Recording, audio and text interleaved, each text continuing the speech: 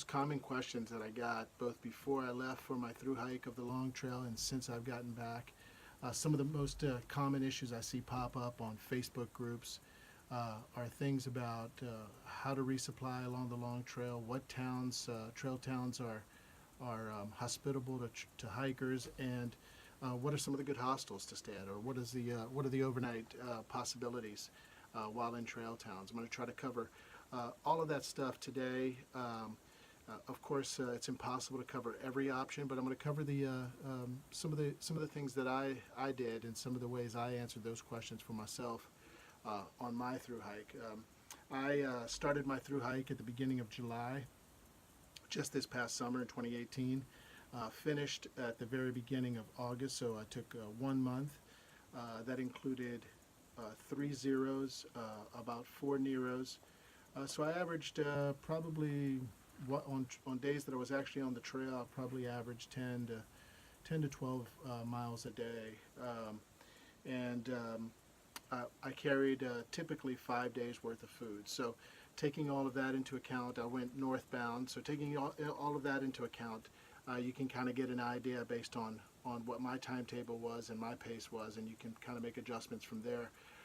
There are also some pretty good resources online that deal with trail towns along the long trail and resupply options and stuff like that, and I'll leave some of that in the description box down below.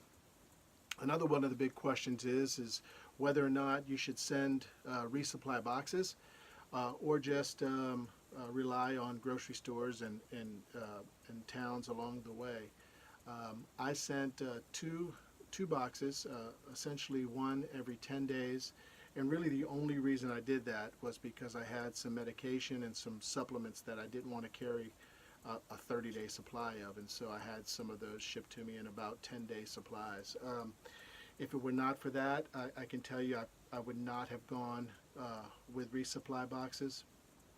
All of your resupply can be done along the long trail in towns. There's more than adequate opportunities to do so. So let's go ahead and get started. So I started in Williamstown, Massachusetts on July 2nd, and I had planned for my first stop being Manchester Center, which was essentially 54 miles.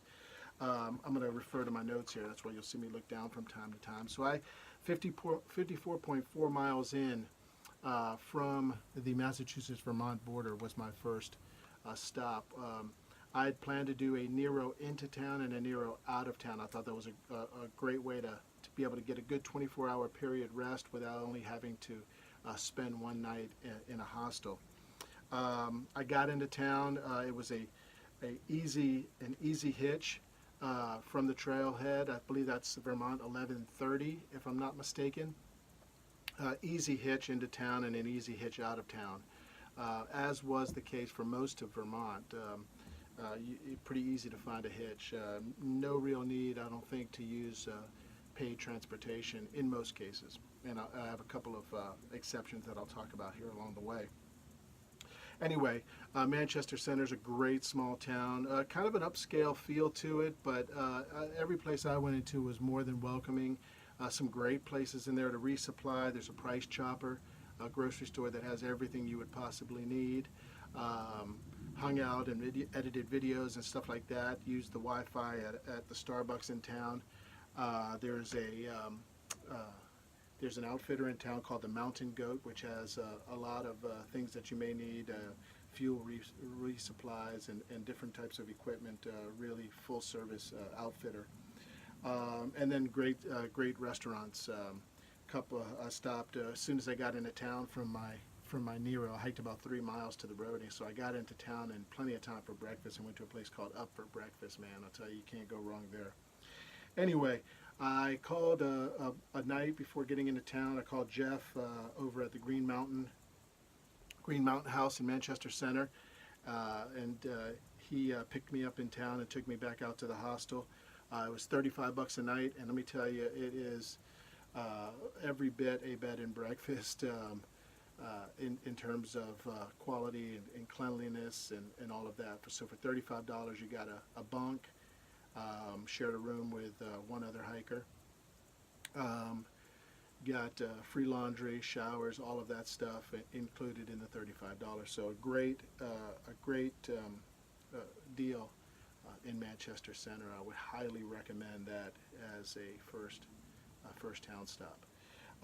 After getting back on at 11:30, my next planned stop was Rutland, Vermont, and I had planned to go all the way to US 4, I believe it is, there where In at the Long Trail is near where Long Trail crosses the highway.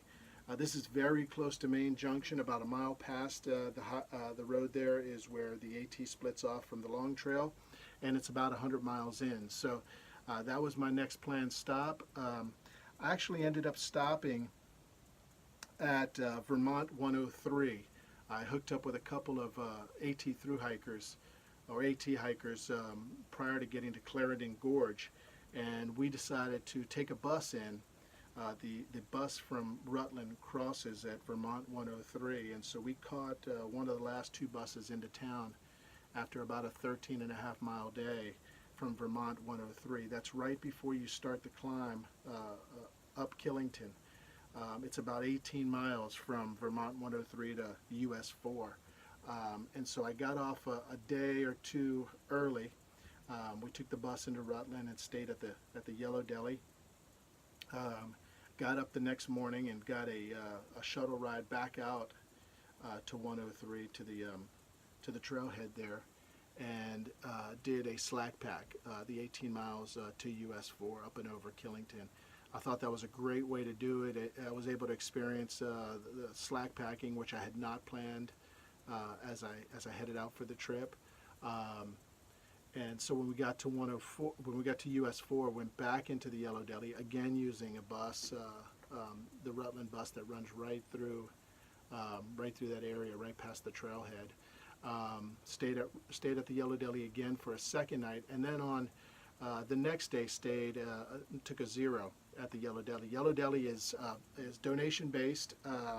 That's one of the most common questions while you're on the trail from fellow hikers is, did you stay at the Yellow Deli, or are you planning to stay at the Yellow Deli? Is the Yellow Deli run by a cult? All of these questions. And I got to tell you from firsthand experience, having stayed there, and I'll drop some clips in here while I'm talking, but the Yellow Deli was probably the most hospitable group of people on the trail, and that's saying a lot because Vermont has some really nice folks. But they provided breakfast every morning. They had a great, obviously have a great deli that's open to the public where you can grab a bite to eat. Of course, that you pay for that. Again, the bunk room, the hostel upstairs is donation based, but it's very clean.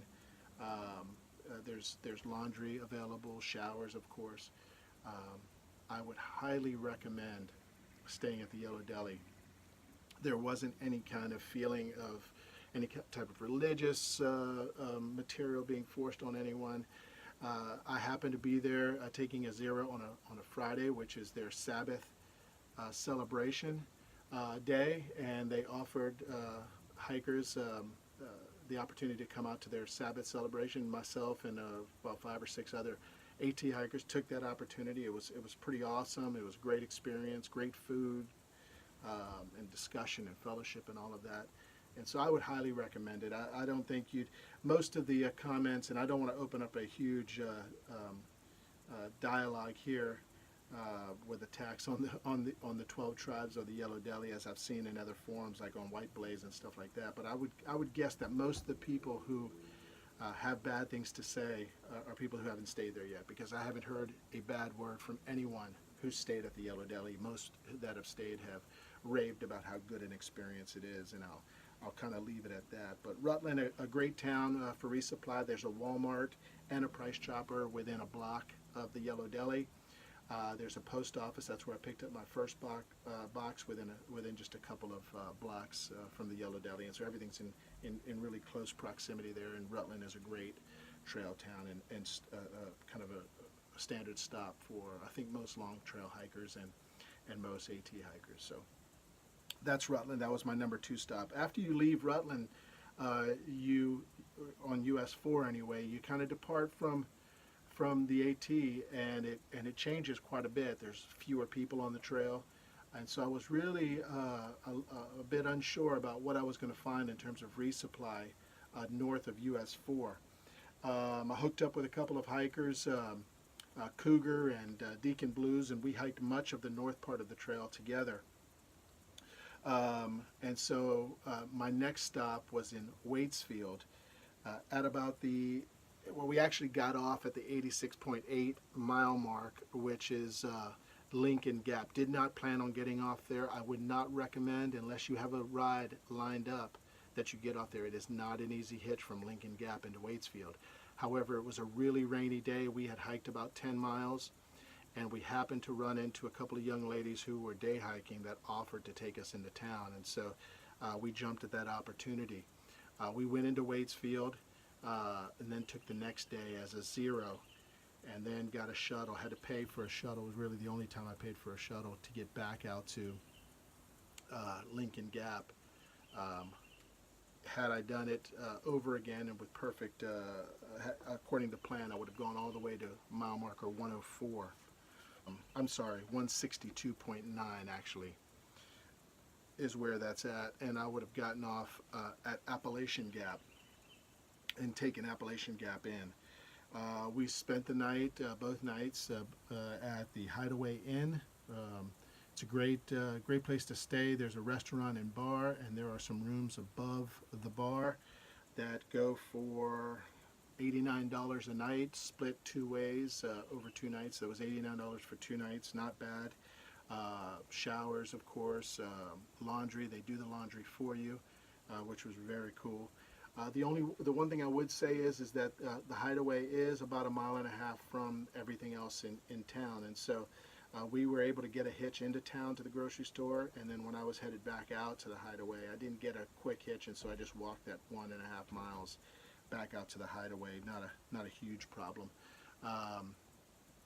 And then we were able to, then again, like as I said, we had to pay for a shuttle to get back to Lincoln Gap. That is not an easy hitch, either coming into town or going back out to Lincoln Gap. So again, if it were me and I was going to stop at Waitsfield again, I would hike all the way across the Monroe skyline over, what is that up there, Mount Abraham, I guess, and Mount Ellen, I think, along the Monroe skyline into Appalachian Gap, and then that should be a pretty easy hitch into Waitsfield from there. That was stop number 3. Again, stop number 3 in Waitsfield had Shaw's grocery store, lots of great resupply options there. My next stop was kind of unplanned. I had not planned on going into Waterbury. That's at mile 181.6, but when I got to the highway there, after just a Nero really, or a few miles into town, I got a hitch into the town in the middle of the rain. Got a hitch from a real nice guy who works for the Green Mountain Club. And after getting into town, I decided that I was going to spend the night there. And so I got a hotel room at the Best Western. It was way more than I wanted to spend. It was, I think, somewhere between $140 and $160 a night. And then that's where things kind of went bad for me on the trip. If you've watched the videos, you kind of already seen this. But I woke up the next morning with chills and feeling really bad, and I really thought it was the end of my hike. However, after kicking around whether or not to continue, I decided to stay an extra night at the Best Western and see how I felt the next night. And so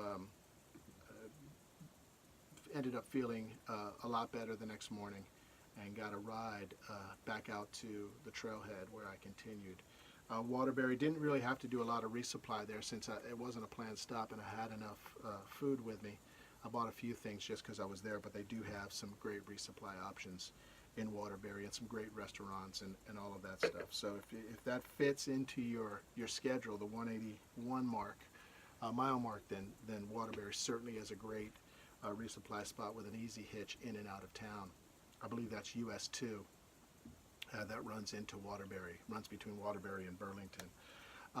In order to get back out to the trailhead following my second night at the Best Western, I actually went on the night before onto the Long Trail group on Facebook and just put out a message, a request to see if there was anyone who was willing to give me a ride, and right away 2 great young ladies offered rides, and I took one from a girl named Rebecca, who was a experienced hiker, and she gave me a ride back out to the trail. Really nice.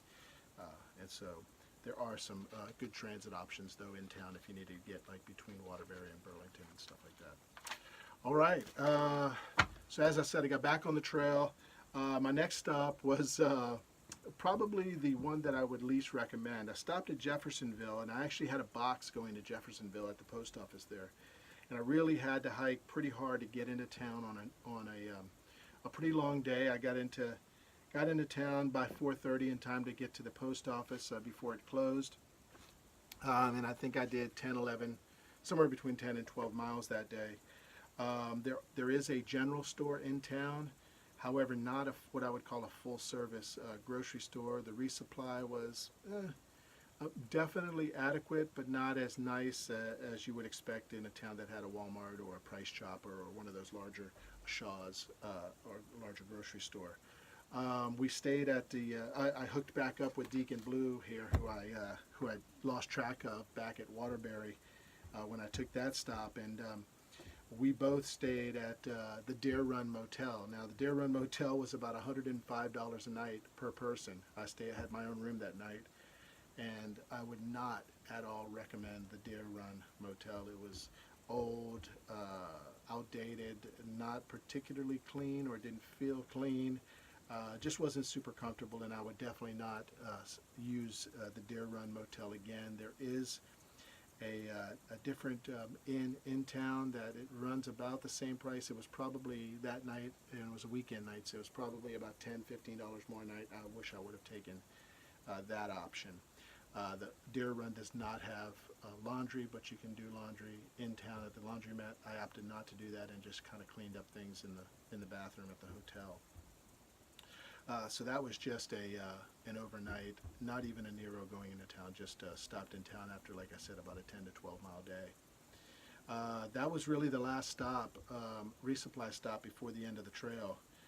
When we got to the end of the trail at Journey's End, fortunately, Deacon Blue's wife was picking him up at the trail, and so they gave me a ride back to Burlington. However, before I had met up with Deacon Blues again, I had gone onto the Facebook group and just put out feelers about rides or transportation options from Journey's End, because it's definitely out kind of in the middle of nowhere. And again, right away got a couple of offers for rides from Journey's End into either St. Albans or down to Burlington. And I think really just for covering the cost of gas. So I would definitely do that before I lined up one of the paid options that are available as recommendations from the Green Mountain Club. Those are fine, but if you can find a trail angel to give you a ride, that's obviously preferable. Again, hitching in Vermont was super easy. We paid for a shuttle just one time during the full 275-mile hike.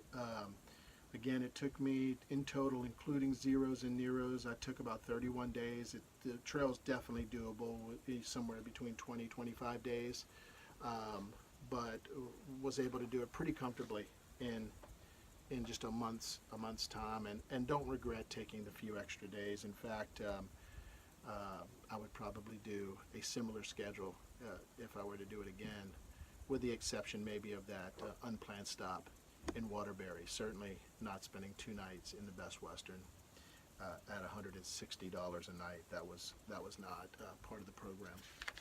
However, when you get to Journey's End, you're probably going to need to get ultimately to Burlington or one of the larger towns in order to get transportation back home, either by train, bus, airfare, or whatever the case may be. You have to get to a larger town like Burlington, so not much going on near the border, near the Canadian border. So, but I think you should be able to find a ride. Hopefully, I've answered a lot of the questions for you here. That's just one schedule, one program. I think there are definitely other options. Again, I'll leave a link or two down in the description of some really good resources that cover some of the same topics I've covered here. If you haven't watched my long trail videos, I'll leave a I'll leave a link up in the corner here and down in the description box to the playlist for my on-trail videos, and also including my gear video, my pre-hike gear video, my pre-hike food video. I've got a couple more videos coming up that were kind of Vermont trail, long trail related. I'm going to do a review of a pack I used and some of the gear I used on the trail. And then we will get ready to start tackling some new hikes here as the fall hiking season starts to kick up. Cheez-It and I are looking to get on the trail here sometime in mid-October, up on the AT in northern Georgia, kind of redo a section up there. So that's the plan, and I appreciate you watching. If you have any questions, please leave them down in the description. Don't forget to subscribe, and if you want to, hit the little bell down there to get notifications every time I put a new video up. And I also urge you, go over to Instagram and follow me on Instagram at Valise Outdoors. Put a lot of content up there pretty regularly, several times a week at least, on day hikes and kind of things we have going on a little bit closer to home, in addition to some of the stuff from those longer trips. All right, well, that's it for now. Until next time, see ya.